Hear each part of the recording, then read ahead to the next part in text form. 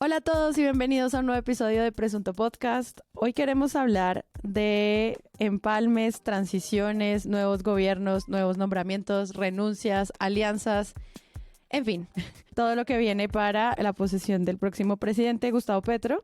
Y para eso, ¿qué más, Andrés Páramo? Arrancamos prácticamente. Arrancamos. Juan Álvarez, ¿qué más? Hola, buenas noches. Muy contento de tener a la colega MP aquí que ya regresó y trajo elixirs mexicanos. What? O sea, traje mucho mezcal. Mezcal, perdón, es que pensé que estaba prohibida la palabra. Y señoras y señores, tanto Con la esperamos. ustedes, Andrés el Páramo, regreso. ¿puede hacerle un saludo a María Paula que la estuvimos extrañando? Esto no estaba planeado, Esto no entonces estaba planeado, Páramo no se halla, Páramo no se halla. El regreso de la hija pródiga. Desde las entrañas del México.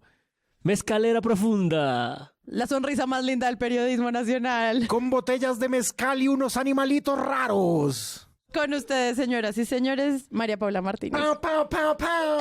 Suena el bacara, suena el bacara. La extrañamos como si se hubiera ido 10 meses y se fue 10 días. I am back. hitos. O sea, 2 I am semanas back. de tu descanso y acá este país cambió, entonces necesitaba que volvieras. Exacto. O sea, lo Necesitamos necesitaba de compartir verdad. este goce. ¿Cómo te fue con la distancia, en la perspectiva de la distancia, cómo se vio todo? Pues fascinante. Me fui a un país en el que pues fue un poco el monotema. O sea, cada vez que me preguntaban, bueno, ¿y qué más en Colombia? Yo me regaba. Si te contara. Me regaba en historias muy emocionantes. Entonces, Muy felices de que regreses, María Paula. Les recuerdo que Presunto Podcast tiene página web www.presuntopodcast.com. Ustedes entran ahí, encuentran todos los episodios. Miren, ahí salen antes que en todas las plataformas. Si ustedes tienen ganas de Presunto, están ahí primero que todos, presuntopodcast.com. También está el acceso a nuestras comunidades. Pueden visitar la comunidad de Discord, que ya tiene más de 1000 miembros hablando diariamente de medios de comunicación y crítica de medios. Y también pueden donarnos siendo mecenas de este podcast y garantizar que mes a mes este proyecto siga saliendo. Así que si a usted le gusta Presunto, cuéntele a todo el mundo que existe o dónenos. Y ahora sí, comencemos.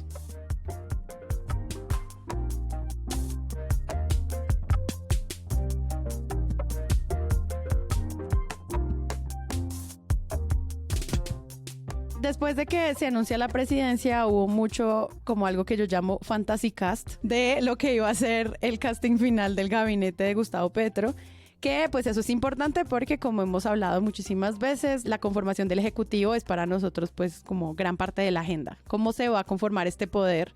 Ojalá así cubriéramos las Cortes y así cubriéramos el Congreso, pero qué interesante es cubrir a los ministros y a las agendas de cada una de esas carteras.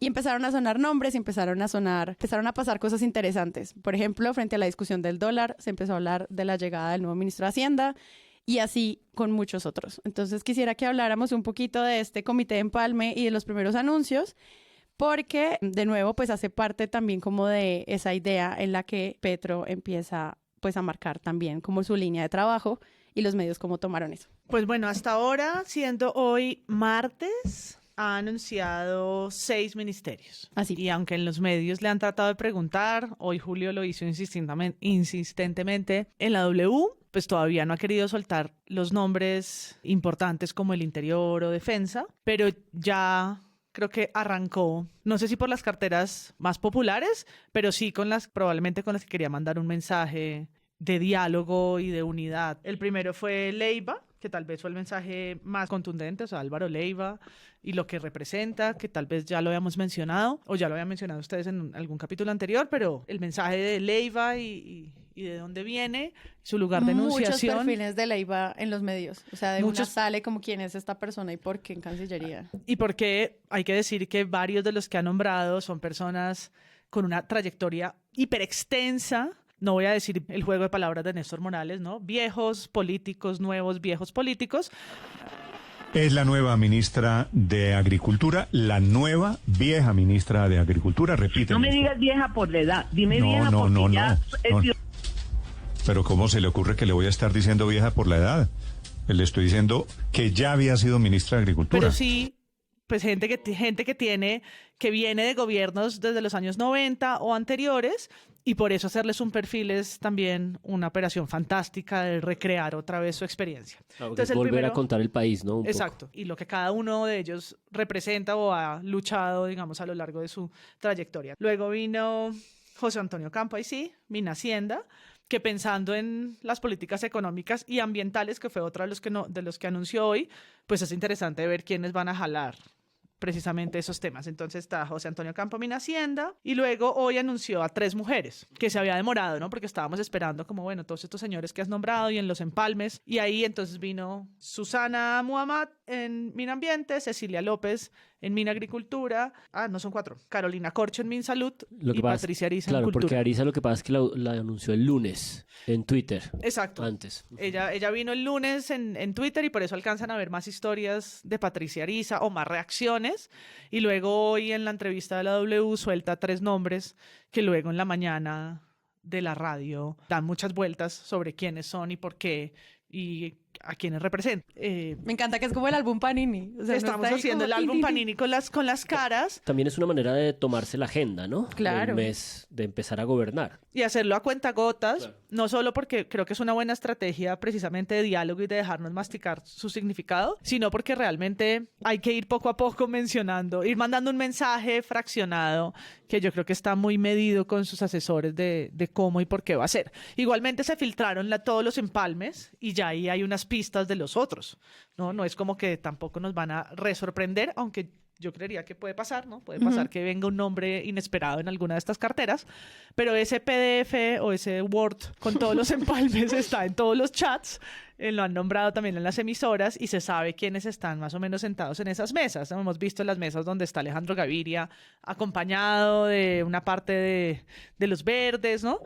Y pues cómo los medios tratan, como decía Julio hoy, de pues jugar a la especulación, ¿no? Armar como el gabinete de la especulación, mientras Petro desde Italia confirma poco a poco los nombres. Presidente, pero usted nos descuadró con Cecilia López nuestro gabinete, porque son 2 gabinetes, el suyo y el de la especulación, que es el nuestro.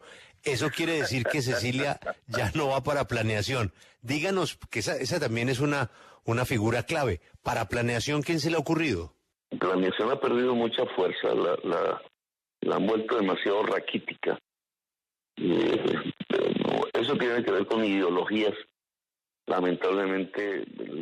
Lo que yo sí creo ya para terminar es que está cumpliendo con esa idea de unir, ¿no? De unificar, de diálogo con la diferencia. Que lo dice y lo ha dicho, pero eso podría ser también un discurso, un saludo. Lo está concretando. Y realmente en estos nombramientos lo hemos visto y en otro que no vamos a hablar tanto hoy, pero pues en las sentadas en la mesa con tantos personajes, arrancando por supuesto por... Los contrincantes, unos grandes enemigos en materia política, hoy se vieron. Y el encuentro duró más de 3 horas entre el expresidente Álvaro Uribe y el presidente electo de los colombianos, Gustavo Petro. El discurso de unidad se vio reflejado obviamente en muchas cosas de las que ha hecho Petro últimamente, pero yo creo que en la que más se vio reflejado fue en esa sentada en una mesa con Álvaro Uribe Vélez. Yo creo que Gustavo Petro además tiene una cosa de ventaja un poquito frente a la opinión pública, y es que si a alguien se le ve como legítimo ese gesto, es decir, como un gesto que él tiene un poquito una especie de teflón ahí, Gustavo Petro. Yo creo que si Fajardo fuera el presidente y se sienta con Uribe, no lo bajan de vendido. Petro tiene un poquito más de teflón, pues por su recorrido y por sus cosas. Se sienta con Álvaro Uribe y el espectador titula "Se puede", que es una... de Fajardo. que es una vaina de Fajardo. Entonces me pareció como muy ingenioso. Ahora, Paola Herrera sacó, apenas ganó Petro, pues unos informaciones sobre el precio del dólar y el precio del petróleo. La criticaron mucho por eso y a mí sí me parece un gesto muy profesional de ella decir: yo siempre voy a dar los precios cuando bajan y cuando suben, pues porque eso sí define cosas y eso afecta al país de cierta forma, y pues yo no lo voy a dejar de hacer porque el presidente sea Petro. Ella advirtió en un tuit y dijo, algo que sí es cierto es que falta el nombramiento del ministro de Hacienda, y el ministro de Hacienda sí, es decir, sí su nombre reviste simbólicamente y materialmente una cosa que va a afectar eso. Y Ocampo fue para callar las voces del castrochavismo y de la venezolización de Colombia, O sea, Ocampo es un tipo con mucho recorrido, muy respetado, muy respetado sobre todo por esos círculos de otros economistas. Amplia trayectoria y formación académica, la elección de José Antonio Ocampo como ministro de Hacienda genera un mensaje de tranquilidad para diferentes sectores de la economía y para los mercados internacionales.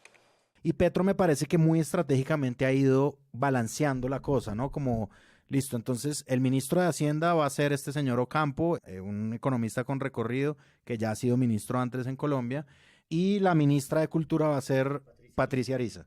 Y yo creo que Petro es muy ágil con eso, es decir, Patricia Ariza también, en otro sentido y de otra forma, es otro nombramiento muy importante, ¿no? Y es decir, como él está también tratando de dar un mensaje por ambos bandos de un gobierno justamente de unidad. Sí. Por eso le da un espacio solo al nombramiento de ella, digamos, es como una sola noticia, como la de Ocampo y como la de Leiva. Y en el caso de Ocampo hay una cosa que me interesa mucho y es que así como es un economista muy respetado, en casi todos los perfiles que he visto, puedo citar varios, está en la nota de Caracol Televisión, está en la nota de 6 AM, es un economista que también ha contestado al neoliberalismo, que no es una cosa común, digamos, que es una de las grandes, digamos, luchas de este movimiento de izquierda latinoamericano, ¿no? Yo creo que si hay una cosa común en la contestación latinoamericana en términos económicos en la última década es la contestación al neoliberalismo. Y Ocampo, como fue ministro de Hacienda de Samper, digamos, ha sido el ministro de Hacienda de la inclinación más hacia la izquierda que hasta ahora había tenido el país. Y de ese nombramiento me interesa mucho que, a diferencia de los otros, donde normalmente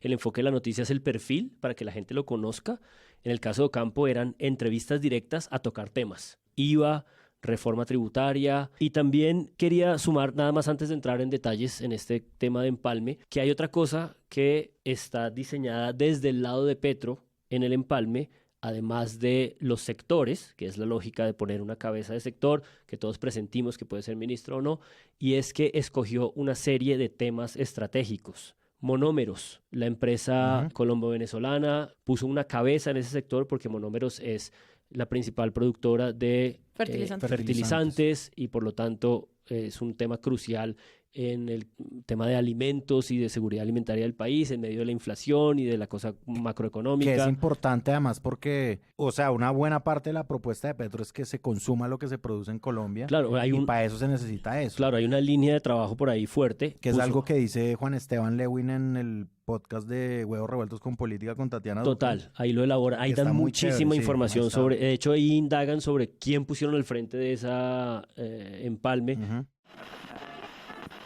Claro, dentro de esa comisión de empalme, Petro designó a una persona llamada Rodrigo Ramírez para encabezar puntualmente el tema de Monómeros y Ferticol.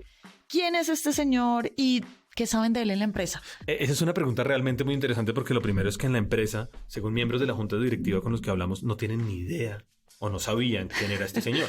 Es decir, no es que sea el exgerente, alguien que venga quizás incluso de la administración Maduro o etcétera. No tenían ni idea. ¿Qué averiguamos? Que es un abogado defensor de derechos humanos que ha trabajado sobre todo en Sucre y Bolívar, que lleva un tiempo viviendo en Barranquilla. Monómeros es importante en Barranquilla, ¿no? Claro. Ya dijimos que tiene la sede ahí, pero además es muy importante en la ciudad.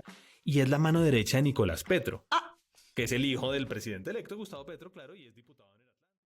Además del tema de monómeros, que me parece importante en estos sectores priorizados o con preocupación clara de este nuevo gobierno, está el tema de Hidroituango, está el tema del metro de Bogotá, y hay dos que me parecen muy importantes: anticorrupción, donde está Iván Velázquez, y un tema de drogas. Creo que, por supuesto, en el empalme ha recibido mucho más luz y mucha más preocupación el tema de los nombres de los ministerios, pero estos temas como neurálgicos que el gobierno está el gobierno entrante está escogiendo, me parece también importantes de prestar atención, y creo que serán de las cosas que la prensa cubrirá. Quedan como en el terreno del listado, ¿no? Como que en el empalme la noticia era la lista, pero no le puedes hacer un perfil a todas las partes de esa lista. O sea, a duras penas uno reconoce algunos nombres, como Carolina Corcho, ahí no se sentía todavía que iba a ser ministra, pero no decía, bueno, hace parte del empalme. Lo que hicieron los medios con ese primer listado fue simplemente, estos son los nombres.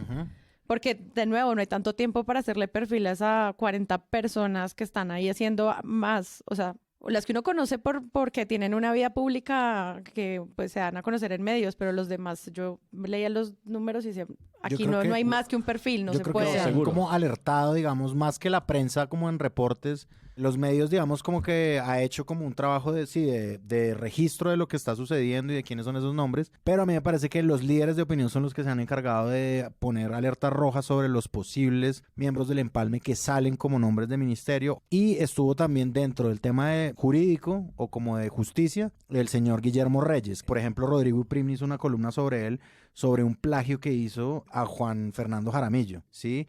Y la gente decía, no puede ser que este señor Guillermo Reyes, que más o menos se ha trepado en sus cargos, esté en este empalme, ¿no? Como que ellos van diciendo, y no puede ser el ministro de Justicia, por favor. Y además tiene un pasado como empleado de una minera gigantesca, ¿no? Entonces, pues choca con parte de los proyectos bandera de este nuevo gobierno. Claro, pero es eso que decía María Paula, uno ve la lista de empalme y cuando se empiezan a confirmar, como check, check, check, pues obviamente eso genera esas suspicacias que dan paso para que un medio diga, voy a investigar. No sé qué recuerdo tienen ustedes de esta especie de discurrir de una cultura democrática que está invirtiendo estas semanas y estos meses en fiscalizar estos nombres, ¿no? O por la filtración del Excel o porque la discusión pública está teniendo lugar, pero me parece muy importante lo que está ocurriendo, ¿no? Tanto la entrega a cuentagotas de los nombres, por lo que eso puede implicar en términos de la agenda, pero sobre todo de la fiscalización.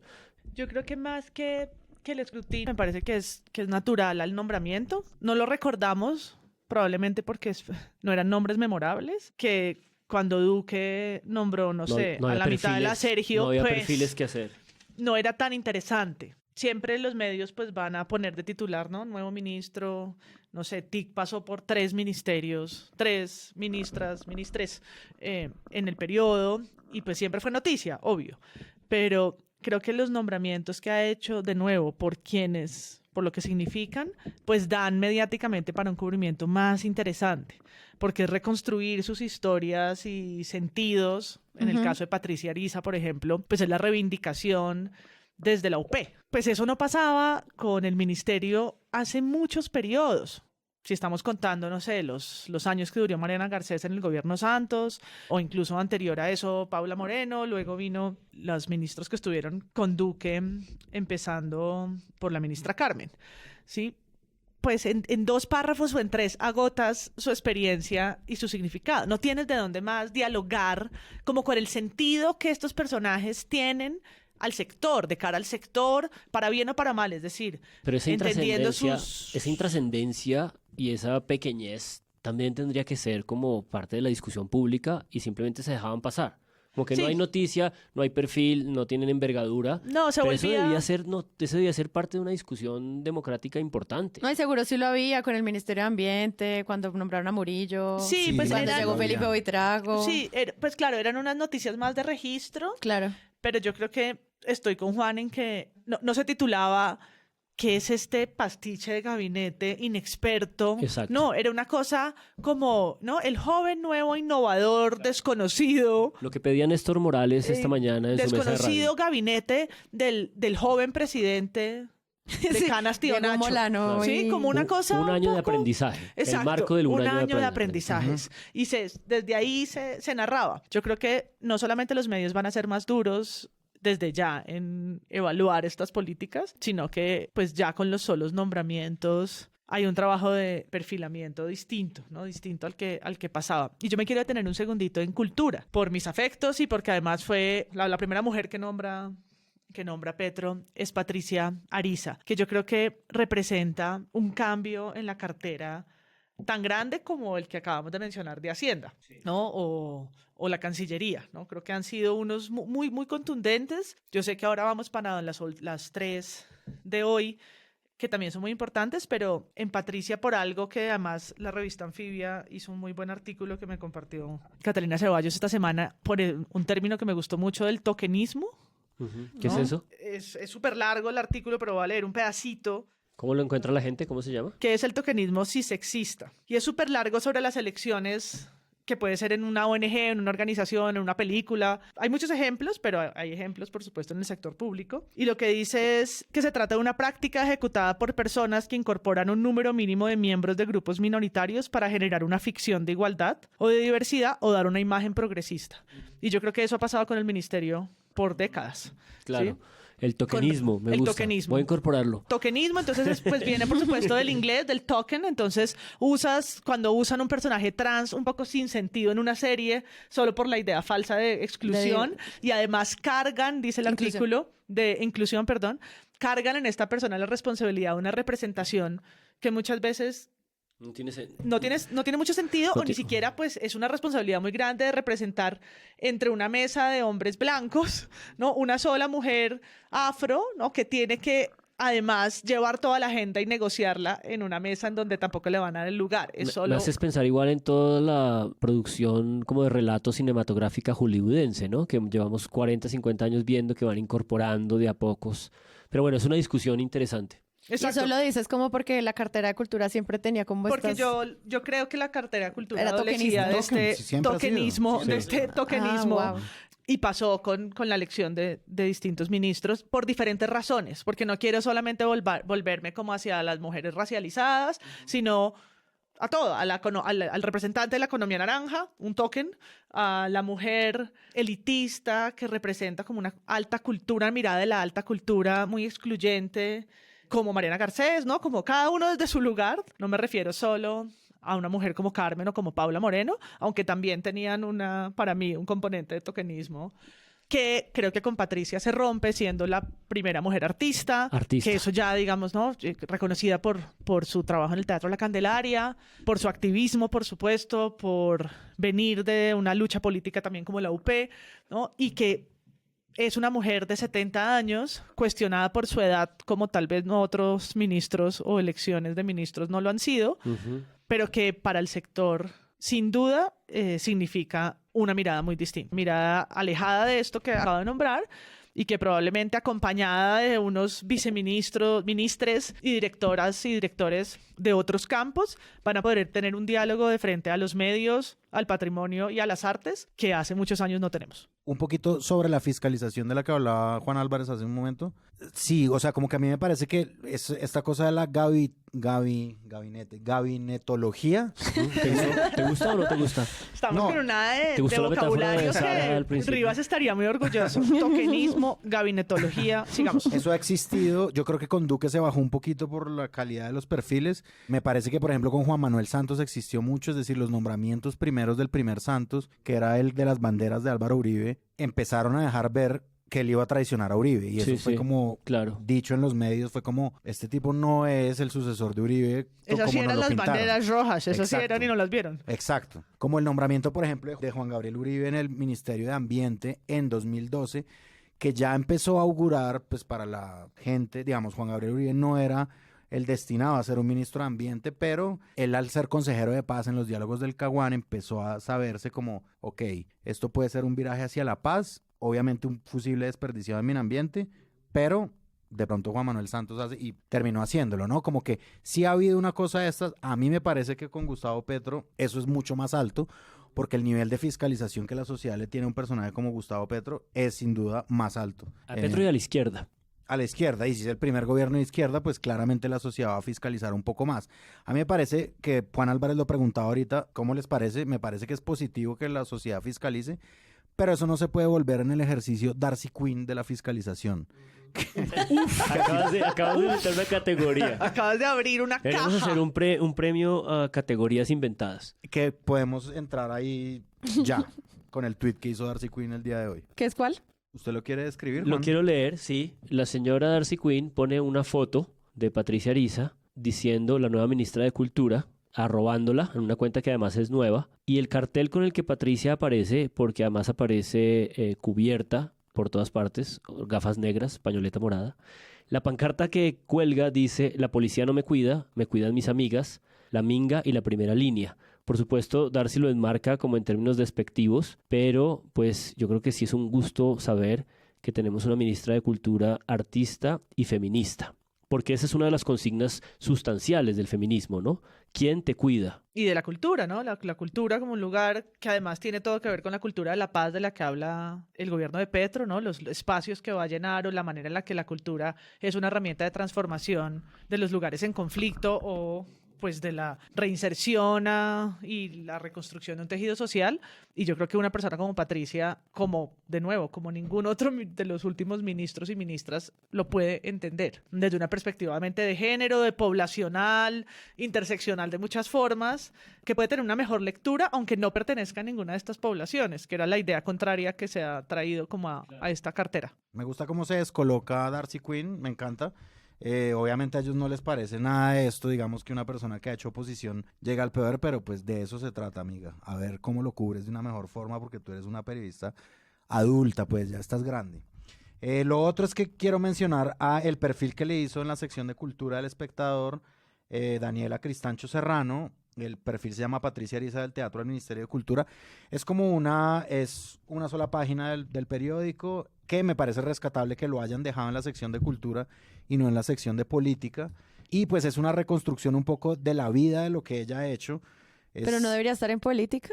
Debería, pero pues se dieron el gusto de hacerlo en Cultura. No, pero paréntesis, a mí me gusta que esté en Cultura. Sí, a mí también. Porque Cultura es una sección que muchas veces vuelve y se tokeniza. No tiene relevancia. Cultura no es la agenda cultural de los eventos. Exacto, de libros, teatro y música. La cultura es la política de la cultura. La cultura son otros temas mucho más expandidos. Entonces, poner un perfil que cuenta su vida pública, etcétera, me parece que es lo que puede ir en una sección de Cultura. Y lo que yo veo en este perfil, que estoy totalmente de acuerdo con María Paula, la sección cultural debería encargarse también de estos temas y ojalá mucho más en todas las secciones culturales, digamos, de todos los medios, y que además rescata un poco, en palabras de Patricia Ariza, la cultura no es un entretenimiento vendible, es como muchísimo más que eso, y por eso es el gran error de la economía naranja. Ojo, economía naranja.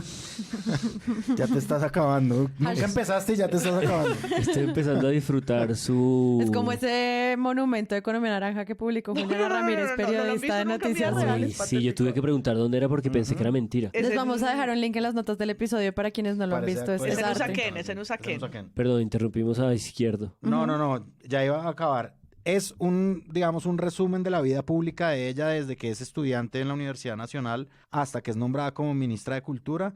Evidentemente, pues es una nota que pues deja ver quién es esta persona y que deja ver también el trasfondo de lo importante que es el nombramiento de esta persona, simbólicamente, digamos, como que claramente ella ha hecho gestiones culturales, es decir, no la nombran porque sí, no la nombran tampoco porque simplemente sea el símbolo, pero sí es muy refrescante, como decía María Paula hace un segundo, que esto quede quizá por primera vez en mucho tiempo, ¿no? Como una persona que sí pertenece al sector cultura y que la ha abordado desde distintas formas. Ahora, lo que yo quiero rescatar realmente es la factura del perfil, que está muy bueno. Hay una cosa frente a eso que ustedes están mencionando ahora, que pues es parte de también cómo vamos a evaluar nosotros la prensa y qué información toma la prensa y con qué tono se menciona. Para unos es valioso y como que obviamente todas las cargas objetivas no existen, sino que hay unas cargas morales dentro de los artículos, y para otros es negativo. Pero me parece interesante cómo se toman estos perfiles y se explica desde dónde vienen y cómo se plantean de otra manera, que puede ser, nos cae bien, nos cae mal, no sé. Ese es como el juego de los medios ahorita, que es el que nos tiene en duda en el podcast. Buenísimo. Hay un documental de su vida que se llama Una vida polifónica, que parece que entiendo se hace a raíz de que ella en algún momento le dieron esta distinción que se llama Mujer Cafam, que parece que es muy importante. Y el documental es espectacular, porque está en video en YouTube y cuenta una cantidad de chismes salvajes sobre su vínculo con el nadaísmo, sobre su relación con la Unión Patriótica, sobre su militancia en las Juventudes Comunistas, sobre una cantidad de cosas que en general en el país se cubren, intentando arrojar un rayo de vergüenza que para la gente que ha militado en ese mamertismo, digamos, sustancial y antiguo, pues es maravilloso. Cuenta toda su relación con el Teatro La Candelaria, cómo conoció a Santiago García, cómo fundaron el Teatro La Candelaria. Está lleno de chismes, es buenísimo, es reciente, me parece una cosa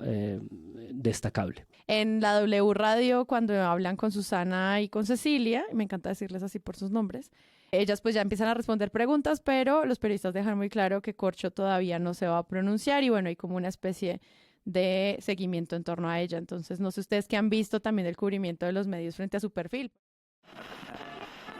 Cuénteme, Paola, ¿por qué razón genera tanto rechazo Carolina Corcho, quien fue designada hoy por el presidente Gustavo Petro como ministra de Salud?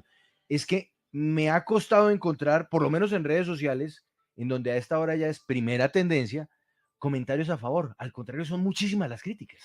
Sí, señor Juan Pablo, pues bastante revuelo ha causado en redes sociales el nombramiento que anunció aquí en la W esta mañana el presidente Gustavo Petro, el presidente electo, sobre la designación de Carolina Corcho como nueva ministra de Salud, que ya venía sonando, ¿no? Desde que la metió a ella, la incluyó en el equipo de empalme del gobierno entrante, pues ya muchos la daban como la futura ministra o la próxima ministra de Salud, pero pues básicamente la molestia que muchos tienen por esta designación de esta psiquiatra es que ella durante el paro del año pasado pues fue muy crítica, incluso en muchas oportunidades dijo que el gobierno no iba a alcanzar a completar el sistema de vacunación para los colombianos, dijo que hasta 2023 íbamos a estar vacunados por lo menos el 70% de las personas, y además por la propuesta de acabar con el régimen de las EPS en el país,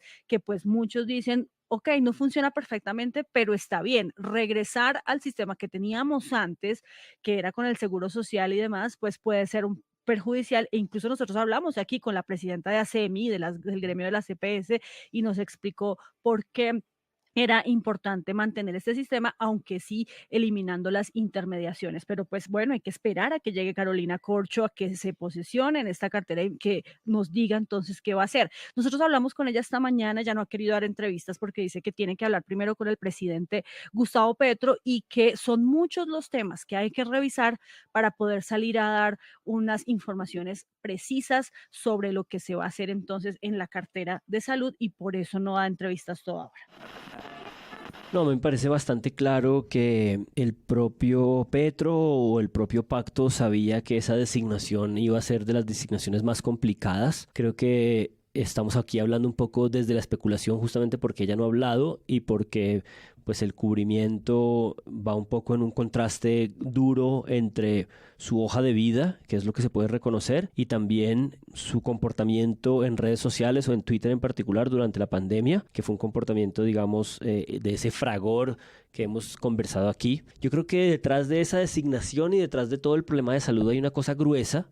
Yo creo que yo no la leí reportada en ningún lugar. Tuve que buscar fuentes hoy directas, martes, y me contaron muchas cosas porque ciertamente sí hay como un malestar dentro de todo el sector salud desde ciertos sectores, porque claro, ella es, por el tipo de trabajos en los que ha estado, una persona que ha defendido ciertos sectores del sector salud, los residentes, ella un poco propende por la mejora de las condiciones laborales de las personas en los hospitales, pero a mí me interesa a futuro entender bien qué es lo que está en juego, y creo que lo que está en juego, por lo que pude entender por las personas con las que conversé, insisto, esto ha sido discusión durante la pandemia, fue más o menos discusión durante la campaña, pero habrá que ver cuál es su pronunciamiento ahora. Es que aquí hay una discusión grande sobre la intermediación. Y la intermediación, en el caso de la salud, la ejecutan las EPS. Y las EPS pues están en esta discusión sobre si esa intermediación privada es una intermediación que hace más eficiente o menos eficiente el sector. Y es un problema, digamos, estructural, es un problema como grueso y de núcleo ideológico de Petro, ¿no? Petro un poco lo que viene es a impugnar ese neoliberalismo que considera que toda intermediación privada es favorable. Y yo creo que lo que está aquí en discusión favorece un poco el argumento de la izquierda y de Petro y de Corcho, en el sentido de que pues ha habido una cantidad de escándalos alrededor de la corrupción de las EPS que dejan un poco mucho que desear. Pero el problema de fondo es que no está claro que una intermediación privada o pública sea mejor o peor por el hecho de ser pública o privada. Y estas fuentes me decían, esa intermediación se hace mejor o peor por la fiscalización de las entidades públicas. Y el problema es que en el Estado colombiano, así como no hay capacidad de controlar una cantidad de cosas, tampoco la hay de poder llamar al orden a entidades como las EPS. Entonces es una discusión súper compleja que yo apenas comprendo, que apenas he visto bien reportada en la prensa, y que creo que en la medida en que esa ministra o ministra eventual no ha salido a discutir y hablar en medios, porque creo que claramente se está preparando para ello. No sabemos todavía con claridad, hoy martes, probablemente el viernes sí, cuál va a ser los términos de su presencia. Allá la cubren más, es como si Alejandro Gaviria la apoyara o no. Porque Gaviria tiene una posición en la que considera que esa intermediación de las EPS es una intermediación que no ha sido tan mala. Que esos escándalos de corrupción, que esas EPS que han tenido que cancelar, que esa confusión entre cubrimiento y atención de buena calidad. Y me parece que si ese es el caso, es un interlocutor de altura y espero que esté ocurriendo una discusión, es una especulación interna dentro del pacto alrededor de ella. Me parece diciente que ella sea la única que no ha salido a decir nada. Es decir, Muhammad salió a decir de una vez no glifosato, no fracking, y entonces ahí tenemos un oriente claro. Lo mismo reforma agraria. Cecilia López salió a decir reforma agraria y tiene que ver con todas estas tierras improductivas que vamos a ponerle impuestos más altos, en fin, que hay como orientes más claros, que creo que es lo que la discusión democrática nos ha conducido, pero este es un tema muy delicado, muy sensible, es un tema muy complejo en el que creo que apenas hemos entendido. Yo creo que tuvo mucha menos claridad y visibilización que la discusión de pensiones, pero creo que responde a una lógica parecida y es como en las pensiones, como en los recursos de la educación, como en un montón de cosas, aquí entró una ideología que es una comprensión también de la realidad sobre cuál es el lugar y la eficiencia del manejo de recursos públicos que son gigantescos por parte de privados. Entonces no es una discusión como para demeritar o para desperdiciar y espero que el periodismo venga a hacerlo con mucha calidad y altura. No, y seguro sí lo van a hacer. De acuerdo, yo creo que en el caso de Carolina Corcho, pues claro, le sacan unos tweets de ella que hizo durante la pandemia, también un poco antes, uno que dice algo así como no más EPS, una cosa así. Juzgar de esa manera es juzgar también y es como pues hacerlo a la manera moderna que es sacar tweets de la gente. A la Siempre hay un trino a la feliz de Bedú. Exacto. Sí, pero eso lo hace la gente en Twitter, no lo hacen los medios. Hoy lo hizo Restrepo, uno de la mesa de RCN. Le puso una cita a la tweet de Corcho diciendo esta es la nueva política de salud. Lo estoy parafraseando, pero ese fue su tweet, de hecho, porque yo se lo contesté. Y fue como, papito, tú eres, papito, tú estás cubriendo estos temas, o sea, entiendo el fragor, entiendo la indignación en la frase rápida, déjala a nosotros, los insignificantes, los artistas, pero tú como periodista con un medio gigantesco como RCN Radio, ocúpate de interpelar y de discutir con la ministra con la futura ministra de Salud en otros términos. Yo creo que eso es lo que hay que hacer, digamos, lo que está diciendo Juan Álvarez. O sea, claramente ella es la ministra más polémica de todas, el resto está como una especie de luna de miel con todo el mundo, ¿no?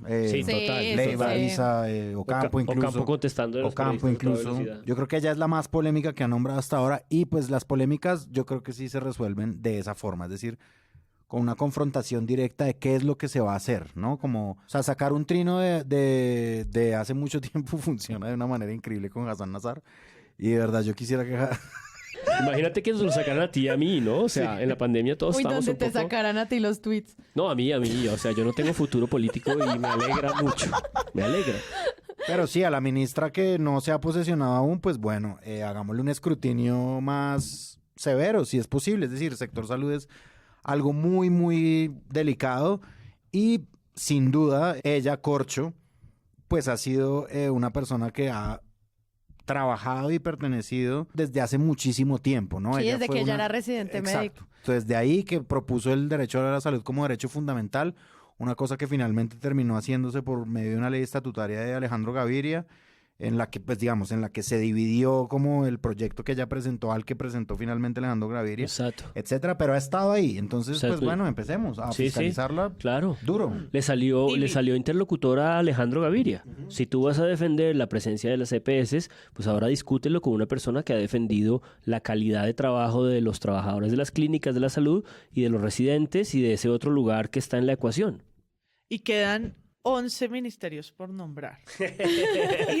Gracias, María Paula. MP y su gráfica. Marica, y MP y mi si álbum. quieren verlo de una forma más chévere, está, por ejemplo, ese figurita de la silla vacía. Esa es la que yo estoy viendo. Y La figura. Radioactiva también sacó una. ¿Sí? Radioactiva. Está genial el álbum de Panini, pero quedan 11. Y de esos 11 no vamos a estar en esta luna de miel con los 11 nombramientos. Nos van a caer como una patada en el estómago un par más. Claro. Por las razones que sean y a unos o a unas por unas cosas y a otros les gustarán otros, ¿no? Porque esto es apenas la minoría. Y yo creo que mientras nuestro presidente está en Italia, va a ir soltando. No, y no solamente como de si nos gusta o no, sino como ver lo que estaba diciendo Páramo, de qué manera podemos escudriñar en la competencia de estas personas para liderar las agendas del país. Entonces yo creo que ahí los medios tienen un montón de trabajo divertido. Vamos a ver cómo lo siguen. Y creo que además ese es el momento en el que estamos en general. Es decir, Sí, los medios están cubriendo el empalme, que es ese ejercicio de comprensión, ¿no? Que las personas que no están en el Estado entiendan, para bien o para mal, en lo que están. Las barcas llenas, los presupuestos que hay por ejecutar, las malas políticas, los esperpentos que hay por dentro, lo que es bueno y no se ve, todo eso. De eso se supone que hablan y miran presentaciones en PowerPoint y Exceles para comprender. Porque tienen una tarea que en este país es muy corta. Yo hablaba ahorita con colegas en México y entre la elección y la posesión hay, como en México hay como 8 meses o 9 meses. Acá hay 2. Sí, toca 1000. Entonces esto es ya, ¿no? Una comprensión, lectura rápida, toca. Entonces, porque lo que va a ser más difícil, creo yo, de cubrir, es decir, esto es un momento casi que nostálgico para echar para atrás, ¿no? Todo lo que han hecho, nos vamos a los 90, al gobierno de Belisario, a Colcultura, ¿no? Todos haciendo pues historia. Pero realmente lo más difícil va a ser cuando aparezca el plan de desarrollo. De acuerdo. Cuando aparezca el presupuesto nacional, el presupuesto general de la nación. Ahí es donde las peleas políticas van a empezar. ¿Cuánto presupuesto va a tener cultura?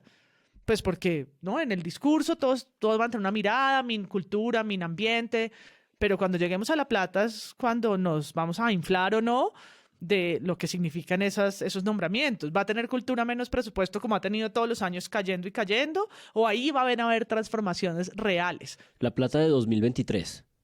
Claro. O sea, del próximo año, porque después toca mover este barco, cualquier dirección que le des al barco es lenta. Claro, y todavía hay platas por ejecutar y tal, pero luego toca presentar el plan de gobierno, que ese sí es el de verdad. Ese es el que nos vamos a sacar acá los ojos en esta mesa viendo cómo lo van a cubrir, que es cuando sale realmente las acciones del plan nacional y los presupuestos ya del periodo presidencial, pues del periodo de gobierno, ¿no? Y es donde ahí se ve para adelante todo esto que ya nos estudiamos, de dónde vienen, qué han hecho, en qué lugar están parados, se materializa en las negociaciones que pasan además por Congreso, ¿no? Tienen que ir a pelearse que les den más presupuesto, que les den menos presupuesto. Ahí es donde empieza realmente la salsa. Un servidor al frente de un sector es fundamentalmente un luchador del presupuesto de su sector. Claro. Total. Y eso es politics, ¿no? Entonces vas y tienes que ir a hablarte con Roy y tienes que ir a hablarte con el otro y tienes que ir a convencer al otro y eso va a ser muy interesante y al mismo tiempo va a dar lugar a un buen y muy mal periodismo.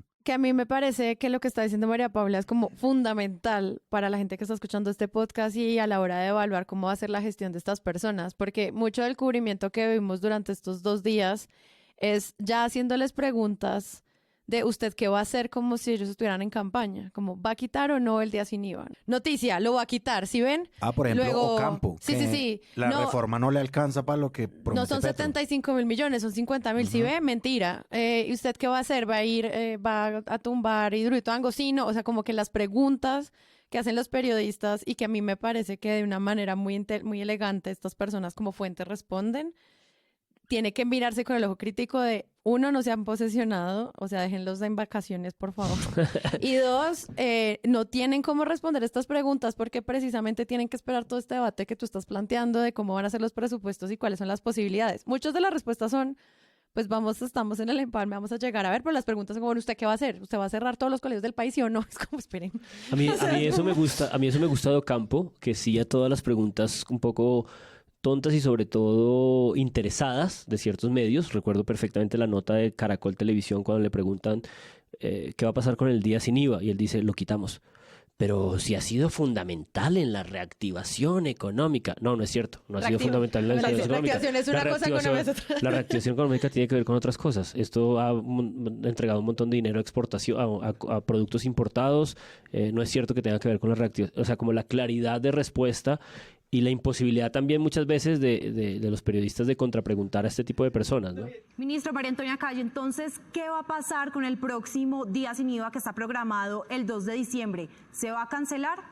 Sí, vamos a cancelar. se va a cancelar. Entonces, ¿qué le pueden responder a esos comerciantes que, bueno, recordemos que el pasado día sin IVA dejó ventas de 10,6 billones de pesos? ¿No es un sinónimo de reactivación o cómo lo ven ustedes? No, la reactivación no tiene nada que ver con el día sin IVA. Por lo tanto, digamos, la reactivación se ha dado, esperamos que continúe, pero no el mecanismo del día sin IVA. No, y es que yo con eso pensaba como el hecho que tú hayas sacado la foto de mucha gente en Catronics con televisores. Claro, no significa reactivación económica. No quiere decir que la economía se reactivó y que la gente es menos pobre, al revés. Comprar plástico no es reactivación económica. Exacto. Entonces aquí hay la definición. Día sin IVA es comprar plástico. No, y es como esta foto, plasma. esta foto de la gente en pandemia como aglomerada en Catronics que nunca se nos va a olvidar. Que es como, no, o sea, él es experto, él te saca el Excel y te dice realmente la economía que es. La foto de la clase media comprando. No, como el desarrollo no es cemento y como la cultura no son conciertos, ¿no? Como... Que es la sensación de una alternancia de poder. Es que yo creo que sí hay un aire distinto de cuál es la discusión, ¿no? ¿Cuál es la discusión pública? No han nombrado ministro de Defensa. Ni siquiera se han filtrado nombres. Al momento nombres. en el que estamos. Al que estamos, perdón, sí, martes. No han nombrado ministro, 5 de julio. Y sin embargo ya hay una discusión honda, tratada esta mañana también en 6 a.m. por el experto en temas jurídicos de esa mesa, HH, yo le tengo un nombre ya, HH, Hernando Herrera, sobre qué va a significar. Si ven lo que hacemos por presunto, 6 AM, creo que es director de la HH. Corporación de Excelencia de la Justicia y tal. Y es un poco más digno que la cosa económica que hace Juan Carlos Echeverry, pero en todo caso es el asesor y el comentarista jurídico de 6 AM. Y él, sin que haya nombramiento del ministro de Defensa, ya tiene claro que la discusión pública que se está dando es la policía. ¿En qué ministerio va a permanecer o no va a permanecer? Y si este gobierno va a presentar una reforma. La cantidad de reformas que este gobierno está visorando, planteando, discutiendo, también es una cosa delicada, ¿no? O sea, son muchas. Es ambicioso. Mover un barco gigantesco como el Estado no es tan fácil. No, y sabes que sí hay mucho, o sea, cuando uno empieza a leer como todas las noticias, incluso NTN 24, la W, como que también las preguntas no solo están como cuáles son las responsabilidades con las que les vamos a hacer control a estas personas, sino los retos de lo que se viene. Lo que yo siento es que ninguno dice como esto es lo que dejó el gobierno, sino como esto es como la Colombia que ya es así. Es como, como que no hay un balance retrospectivo de cómo Duque entrega al país, sino los retos de la reforma. Mierda. Pero yo creo que en campaña sí se hizo. Y aquí nombramos una columna que hizo Ana Bejarano sobre, ¿no? de cuál institucionalidad hablan, si la están acabando, por este tipo de reformas que intentaron pasar como para la censura y el proyecto de empalme, sí, que era un proyecto de ley de empalme que querían cubrir un poco información del gobierno pasado, para que de el presidente seguridad, pudiera determinar qué información comunicaba o no. Todo eso ya pues olía muy mal, por un lado, pero además se sabe con reformas que se hicieron, pues que hay entidades que quedan muy rotas. Hoy Petro ha hablado de planeación nacional como una entidad disminuida, ni decir pues las de control, ¿no? La Procuraduría, la Registraduría, la Fiscalía, ¿no? Esto, pues creo que en las elecciones una persona como Alexander Vega pues dejó la Registraduría por el piso. La Fiscalía pues merece como 3 episodios solos de Presunto Podcast para desmenuzar lo que ha sido el paso de Néstor Humberto Martínez y de Barbosa. Que no es ningún paso porque es el mismo, pero con un traje. Exacto, el cambio de ropa del emperador desnudo. Entonces, lo que recibe, además, esta semana fue noticia y no, la firma de esquemas de seguridad como vitalicios a asesores como María Paula Correa, por ejemplo, pagados con nuestros impuestos, que comprometen presupuesto nacional. Por siempre. Por siempre. Our princess. Por siempre. Cada 4 Además, años les hacen la revisión, pero parece que los pasaportes diplomáticos sí son como permanentes. Que es la columna de Joel Ackerman, ¿no? Que es la columna de Joel Ackerman, que también, pues, que está llamado a la Fiscalía el 10 de agosto por un proceso que le tiene Uribe por injuria y calumnia, ¿no? Que también deja ver todavía un poco las garras de este gobierno queriendo torpedearlo hasta el final. Pero en esto de las platas, pues está el escándalo mediático de la semana que tiene que ver con el robo de la plata de La Paz. La Paz que no les gustaba. Hablando de todas las entidades de control, hablemos del Departamento Nacional de Planeación. Diferentes entregas. Las pruebas indican que mientras Luis Alberto Rodríguez estuvo al frente de Planeación Nacional, funcionarios de esta entidad y de la Contraloría General, liderada por Felipe Córdoba, así como congresistas, la mayoría del Partido Conservador, alcaldes locales y contratistas, crearon un entramado de corrupción para quedarse con aproximadamente el 12% de los recursos que aprueba Locat Paz y que debían destinarse a municipios PEDET. Solo en el 2021 las coimas habrían podido ser de 500.000 millones de pesos. Vamos a contarles cómo fue. Sí, como decía alguien en Twitter, nos faltaba después del carrusel hasta de los pañales, nos faltaba el carrusel de La Paz. En la misma semana en la que entrega el informe, el presidente no va.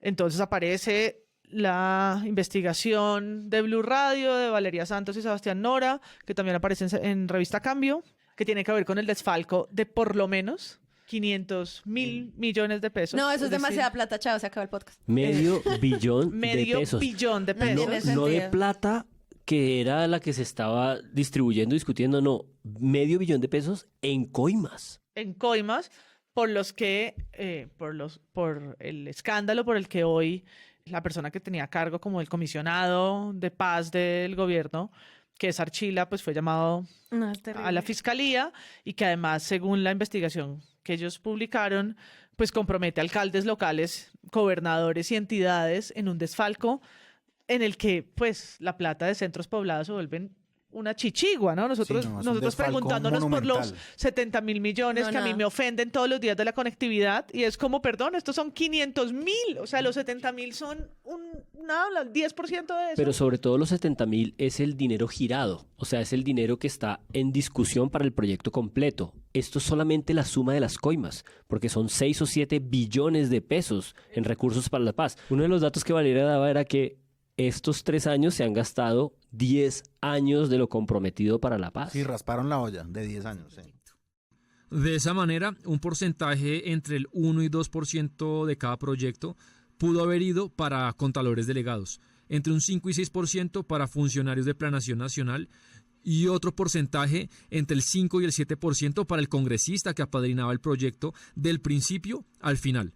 Los alcaldes sabían que era la única manera de acceder a la bolsa Locat Paz y bajo ese mecanismo muchísimos pecaron. Lo sabemos porque hablamos con 25 alcaldes, entrevistamos a 3 y 22... En 3 años se gastaron la plata destinada a 10. Hay algo que, no sé, cuando estábamos hablando del reportaje de los Petrovideos, que se acuerdan todos los adjetivos que decían como de la investigación nunca antes vista desde... Como que exagerábamos y nos reíamos y queridos oyentes vuelvan allá de los narcocassettes. Yo sí siento que con esto, así como dice el Universal de Cartagena, es los mayores escándalos de corrupción de Colombia. O sea, esto es asqueroso y ridículo, no tiene ningún sentido y es descarnado. Medio billón de pesos son como 5 o 8 veces lo que se calcula en coimas de Odebrecht, que era ya el doble de lo del carrusel de la contratación. Que era de un Bogotá. gran escándalo, además. Sí, esto es un escándalo. Y es muy raro que no sea como... Y es un escándalo de las platas de los municipios PEDET, que son 170, de las personas que tienen las condiciones de mayor vulnerabilidad. Programas de desarrollo con enfoque territorial son los PEDET, que son los pueblos más vulnerables. Los más afectados por el conflicto, 170 municipios priorizados, pero sobre todo después de un esfuerzo tan malparido por identificarlos y poder liberarlos de la comprensión de la guerra, es decir, de poder construir un aparato del Estado para que diga, sí, esta gente ha sido maltratada por la guerra, aquí están identificados, aquí en estos planes de desarrollo priorizados, y luego esta gente se roba la plata. Y ya creo que el coronel lo había dicho en redes y era al final de la campaña y en este tren bala en el que estábamos, pues no había que dejar de mirar el SECOP y dejar de mirar un poco la contratación porque ya habíamos dicho, como la obra de Páramo, que estábamos en los meses de Jackie fue putas y que no se debía descuidar un poco la investigación periodística ahí. Y yo creo que, por ejemplo, es el lugar en el que deben estar todavía escudriñando los medios digitales alternativos que tanto les cuesta ocupar un lugar importante en campaña porque se los tragan los tradicionales, porque tienen unas estructuras y unos músculos que no, pero los medios como Vorágine, Cuestión Pública, pues pueden estar en esta agenda, digamos, paralela que es muy relevante como esta. En este caso fue Blue Radio y Cambio, pero pues eso es como Odebrecht, que es como levantar la tapita, pero de ahí tienen creería yo, que venir muchas historias sobre quiénes son los del Partido Conservador que dicen las notas están salpicados, qué hizo realmente la Contraloría y la Procuraduría. ¿Quién era este director de Planeación Nacional que puso Carrasquilla, que duró 3 años al frente y que parece que está detrás de todo el esquema? Exacto, pero esto es una historia muy compleja de la que sabemos el 1%. Me gusta mucho de eso que dices, que cuando hacen la primera publicación de la nota en el audio de Blue Radio, en la sección de la mañana que estos dos periodistas tienen a las 10, la primera observación que hace Valeria Santos es: por favor, les pido, oyentes, pongan cuidado. Concentración. Sí, sí, ella dice concentración. Concentración. Y eso me pareció como un estallido poético, porque es como, hijueputa, es que vivimos en el ruido, vivimos en la indignación, vivimos en la incomprensión, y es como 6 meses, ¿no? De investigación, sí. 6 meses de investigación. No, y el tema es árido, es decir, el tema no es fácil de explicar. Y es al día siguiente de la comisión, porque me imagino que ellos editorialmente tenían que estar preguntándose, bueno, ¿cuándo lo sacamos? ¿Cuándo lo sacamos? ¿Cuándo lo sacamos?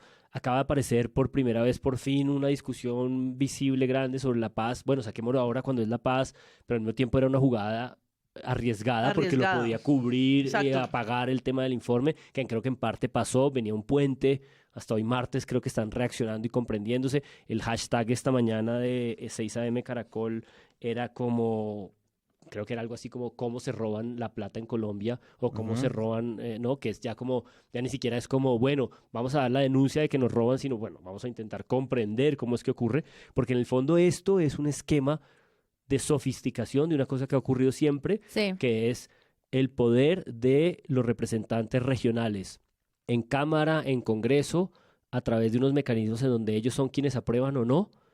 Y por eso me parece tan problemática la entrevista de Archila. Esta mañana en 6 AM entrevistan a Emilio Archila, que ha sido desde el principio de esta historia de corrupción la persona a la que han liberado de la culpa, en la medida en que él desde el principio aparentemente denunció que a él le habían llegado informaciones de corrupción.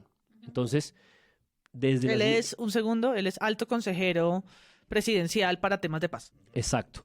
Entonces, un poco desde esa posición, que es una posición muy cerca a la presidencia, una posición muy alta, ha tratado de explicar por qué él duró 1 año, o desde hace 2 años, anunciando las denuncias, dándoles el curso natural, que es entregar la información a la Fiscalía, a la Procuraduría, y sin embargo, por supuesto, en la entrevista había un gran aire de por medio, un elefante gigantesco, y es, bueno, ¿y por qué tus anuncios y tus desplazamientos de las denuncias que te llegaban anónimas y nombradas no recibieron un suficiente impacto? Y hay un momento que a mí me preocupa en particular, que está en el minuto 2:28 de la entrevista, y es que le preguntan cuáles han sido las consecuencias de sus denuncias y por qué es claro que sus denuncias no alcanzaron a detener esto que venía pasando. El margen de discrecionalidad que teníamos en la instancia decisoria era prácticamente cero, porque en la medida en que en la ley se previeron esos 3 vistos buenos, lo que yo impuse como buena práctica es que siempre, en todos los casos, votábamos en orden de llegada y favorablemente todos los proyectos que llegaban que llegaban con esos 3 vistos buenos, y así lo hice yo respecto de todos los proyectos. Nunca dije a un proyecto que tuviera los 3 vistos buenos. Y él desarrolla ahí una tesis que a mí me tiene muy incómodo, que no he podido terminar de entender, y es que él un poco lo que explica es el mecanismo en el que aparentemente habían 3 instancias previas que debían recibir un chulo. Creo que esto también está muy bien explicado en la nota de Noticias 1 al respecto. Y entonces un poco lo que él explica es que, dado que todos estos proyectos llegaban a su instancia decisoria, que era la instancia de la alta consejería, con los 3 chulos, por la ley que se había establecido sobre regalías y sobre estos proyectos en estos municipios priorizados, ellos como buena práctica habían resuelto, y estaba establecido en esa ley, que ellos no detenían esos proyectos. Es decir, que si los proyectos llegaban con 3 chulos, ellos lo que hacían era darles circulación, la última aprobación. Y él llama a eso una instancia decisoria. Y la pregunta es, ¿tú tenías información de corrupción en las instancias previas de los 3 chulos? dices que por ley tu instancia solamente podía decir que sí. ¿Cómo puedes llamar a una instancia decisoria si tu instancia es solamente una instancia de decir sí? Es decir, tu instancia no tenía la capacidad de detener proyectos con los que venías con información de corrupción. Entonces, eso lo explica súper bien Valeria. O sea, a pesar de que es tan difícil de entender, ella trata de plantear eso en el reportaje de Blue Radio como de la manera más plastilina posible. Total. Para que se den cuenta como es que hay muchos procesos en los que ustedes se hicieron los de ojos cerrados, no nos mientan. Total. Entonces, Archila trata de defender esto diciendo que él estaba ejecutando allí desde la alta consejería unas buenas prácticas que consistían en respetar la ley. Y eso me conduce a una de las derivas, porque a mí lo que más me interesa de esto, más allá de la denuncia, es todas las derivas que se han producido. Hay una deriva que está tremenda, que es la columna de Molano sobre el sujeto Sami Merguek, que es una persona que él estaba investigando desde hace tiempos en Guaviare. Es un senador de Risaralda que de repente se empieza a interesar por el Amazonas. Exacto. Que eso es interesante para que a Molano le parezca como sutilmente raro. Exacto, es un olfato tremendo el que tiene Molano. Páramo la tiene ahí, nos dará más detalles en un momento. Entonces, lo que quiero decir es que en todas estas derivas hay una cantidad de cosas muy fuertes, me parecen a mí, y es esto que llevan investigando 6 meses, que nos están anunciando aquí al final de gobierno. Parece que mucha gente lo tenía en la mira desde hace más de un año. Y el señor Archila en esta entrevista trata de dar esta respuesta que me parece muy problemática. Y luego Espinosa le pregunta, bueno, pero en esas denuncias que usted dice que usted estaba recogiendo y que estaba circulando y que usted estaba tan preocupado, ¿alguna vez escuchó sobre los 500.000 millones? Espinosa usa una imagen que yo no sé de dónde viene porque no la escuché antes, y es que la plata incluso la transportaban en avionetas, que era tanta que la transportaban en avionetas. Y el man le dice, no, la verdad es que no quiero decir si sí o no. Dice, no quiero decir si sí o no sobre si ese monto era el monto que él tenía dimensionado con las denuncias. Entonces, lo que quiero decir con todo esto es que reconozco la gallardía del señor funcionario Archila, porque no he escuchado a ninguno de los otros comprometidos en este escándalo de corrupción, se la reconozco, pero al mismo tiempo me parece que hay muchos vacíos en todo lo que dice. Y segundo, todas las derivas que se están produciendo a raíz de esta denuncia también me parecen muy importantes. Me parece muy extraño, eso sí, puedo estar equivocado, pero en los rastreos que pudimos hacer o que yo hice así muy rápido, ustedes me corregirán, esta noticia no parece ser importante en la propio portal de Blue Radio. O sea, tú entras al portal de Blue Radio y ves que uno ve casi 80 entradas de Locat, pero casi todos tienen que ver con el trabajo que hacen Valeria Santos y Sebastián Nora. Pero debería ser como más portada, no sé. Sí, pues sería más... Debería ser más solidaridad y de gremio que toda la emisora apoyar la investigación. Sobre todo la investigación. O sea, ¿ustedes están de acuerdo en que a Néstor Morales no le importa esta investigación? Creo que no. Es como si Julio no le hubiera importado la investigación de Paola. De Paola, exacto, es lo mismo. Néstor. Néstor. Hola. Yo creo que comparada con lo que pasó con Centros Poblados, que yo al contrario de esta, la seguí muy de cerca. Digo la emisora porque yo no oigo diariamente Blue Radio, en cambio de la W sí. Pero recuerdo que durante varios días se le dio un espacio y llamaban a la representante de Centros Poblados y Julio le preguntaba otra vez por, no sé, los papeles, los documentos falsos que habían entregado, ¿no? Y era, por supuesto, no era un programa pues de 3 horas dedicado a eso, pero era una noticia que volvía y volvía y volvía tantas veces fuera necesario para entender también esa complejidad, porque ese pues era otro contrato también complejo y eso ahora parece una huevonada al lado de esto. Pero creo que Nora hace un reclamo en Twitter no solamente a Blue Radio, sino a los demás medios, ¿no? Y hace un video selfie diciendo por qué nuestra investigación no es importante. ¡Néstor! Aclara antes que no es por vanidad. ¡Néstor! Que no quiero profundizar en eso. Sí, no, bueno, dejémoslo a un lado. Una investigación muy perra. Es una investigación muy perra. El periodismo es un ejercicio de vanidad. Nosotros también. Y la crítica es un ejercicio de vanidad. Luego, en ese saco estamos metidos todas y todos. Pero a propósito de su video, que me llamó la atención, para entender realmente qué tanto estaba en la agenda o no, pues una agenda que además está con nombramiento, bueno, en fin, todo lo que pasa en este país en pocos días. Entonces yo me puse a revisar, yo decía, bueno, qué tanto los medios lo han tratado y en cuáles, un poco las omisiones, que son a veces las que uno no se da cuenta, que no está. Y encontré en El Tiempo el rastro del robo a plata de La Paz y lo denunciado por Emilio Archila. Fiscalía cita a Emilio Archila en caso por supuesto robo, es decir, eso sí. Y digamos que yo creo que eso es un impacto mayor del periodismo y es que haya una citación a la fiscalía, no tanto que haya un titular en semana, sino que realmente se abra un proceso de la vida real, o sea, que tu investigación una noticia tenga un criminal, impacto. una noticia criminal. Claro, pero tiene, más allá de una noticia de indignación o de un escándalo destapado, que genere un proceso judicial, me parece que es una medida de éxito todavía mayor. Y fue lo que pasó.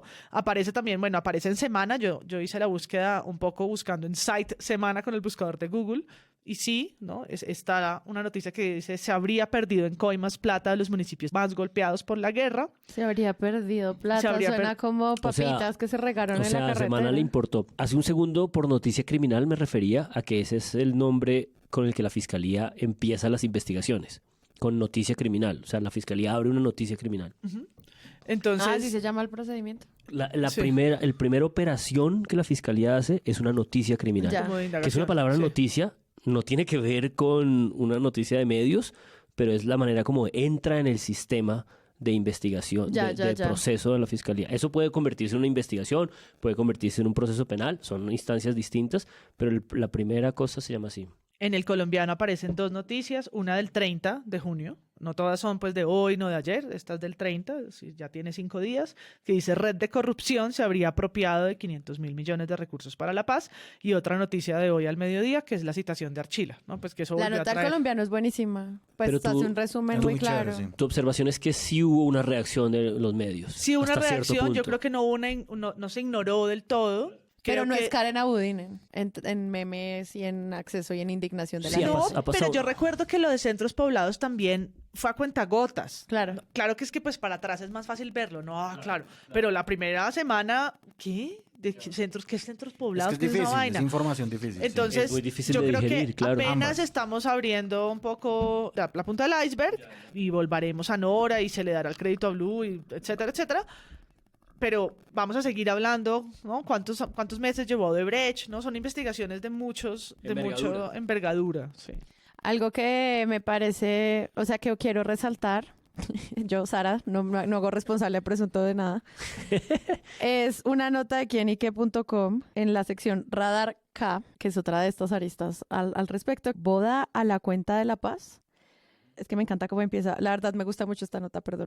Es buena, es chévere. Dice... Casi todo el mundo sueña con una boda de grandes proporciones, un banquete de reyes, fiesta por lo alto, pirotecnia y toda la parafernalia que merita el festejo por la unión de 2 personas que se aman. En efecto, poco debería importar un tema como estos en el ámbito noticioso, pero todo cambia cuando se trata de la millonaria boda del siglo del Contralor Delegado para la Unidad de Seguimiento de Auditoría de Regalías, Aníbal José Quiroz Monsalvo, salpicado por la investigación de Blue Radio.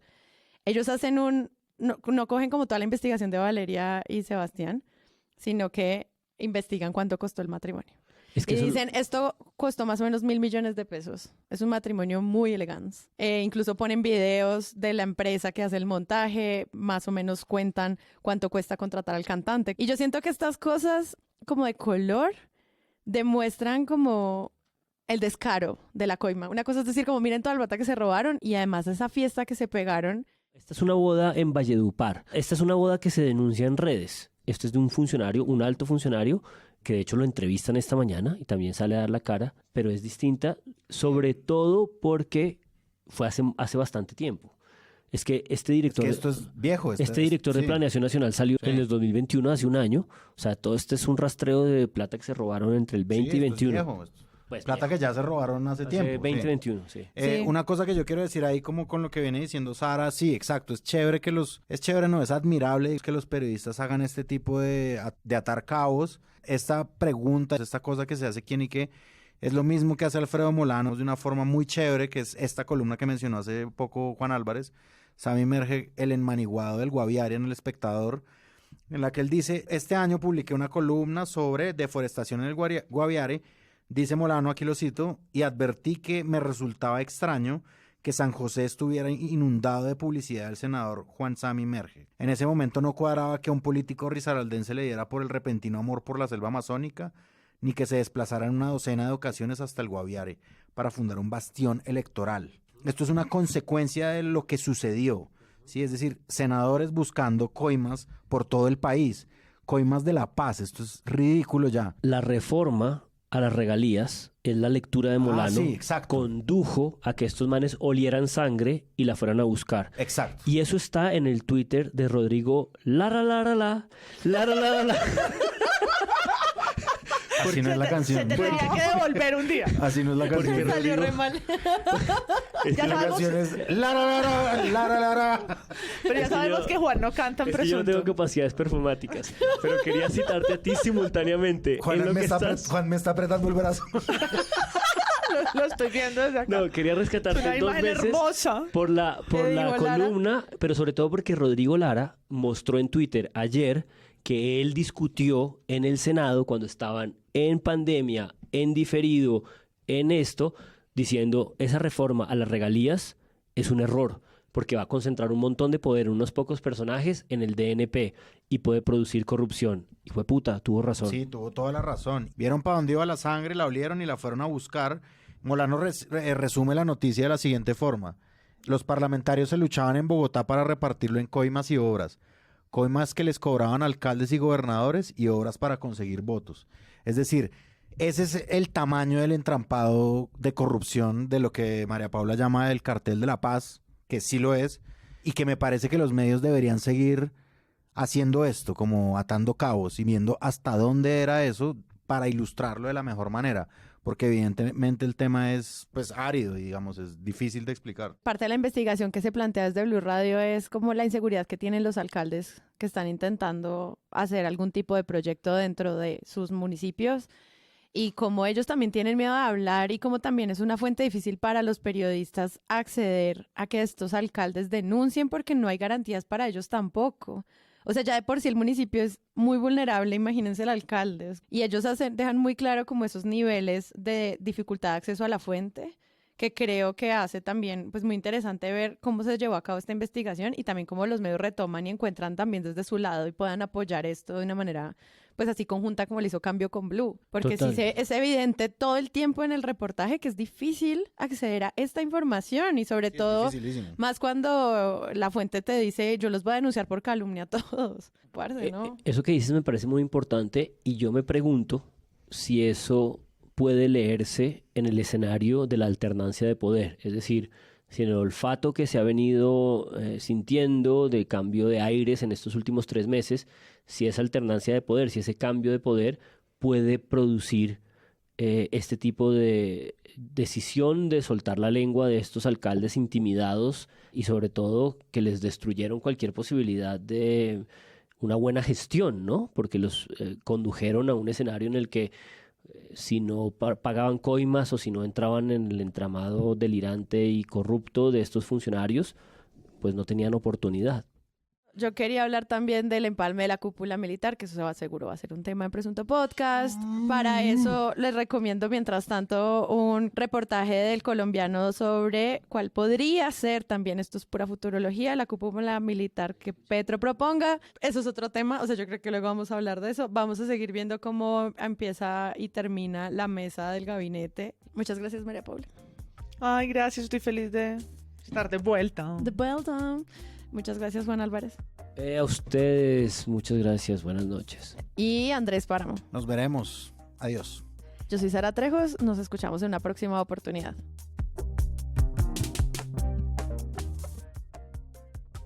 Si les gustó este episodio, los invitamos a que lo compartan en todas sus redes sociales. Estaremos muy atentos a repostearlos y comentar qué les pareció. La producción es de Sara Trejos y el análisis de Presunto Podcast lo hace Santiago Rivas, María Paula Martínez, Juan Álvarez y Andrés Páramo.